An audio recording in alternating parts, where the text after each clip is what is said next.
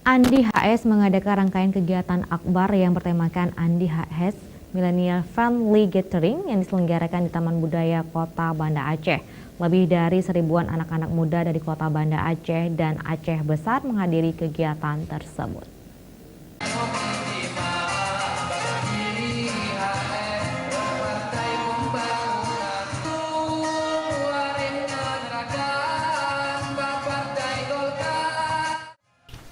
Seribuan lebih kaum milenial menghadiri kegiatan Andi HS Millennial Friendly. Kegiatan itu dimeriahkan oleh penampilan Jol Kedah dan Home Zero Band dan dihadiri oleh Ketua Partai Golkar Banda Aceh dan Ketua Partai Golkar Aceh Besar. Kegiatan tersebut bertujuan untuk bertemu langsung dan mengenal lebih dekat sosok Andi HS yang namanya telah melanglang buana di dunia perpolitikan nasional dan lokal. Dalam kegiatan tersebut, Andi HS menjawab beberapa pertanyaan dari kaum milenial.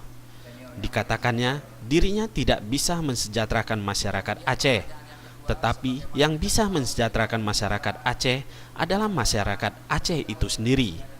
Dia menyebutkan tidak ada satupun negara-negara maju yang mampu mensejahterakan rakyatnya, tapi yang bisa mensejahterakan rakyatnya adalah privat sektor atau dunia usaha yang difasilitasi dan diberi kemudahan oleh pemerintah. Yang bisa mensejahterakan masyarakat Aceh itu adalah masyarakat Aceh sendiri. Tagline yang saya sampaikan, Aceh harus sejahtera, itu adalah ajakan. Ajakan kepada kita. Kenapa tagline itu saya bikin? Saya ingin sampaikan, mengajak kepada kita. Aceh adalah serambi Mekah tadi seperti yang disampaikan tadi itu. Kuat secara religius, nilai-nilai keagamaannya kuat. Maka saya ingin mengingatkan satu nilai keagamaan yang kita pahami bersama.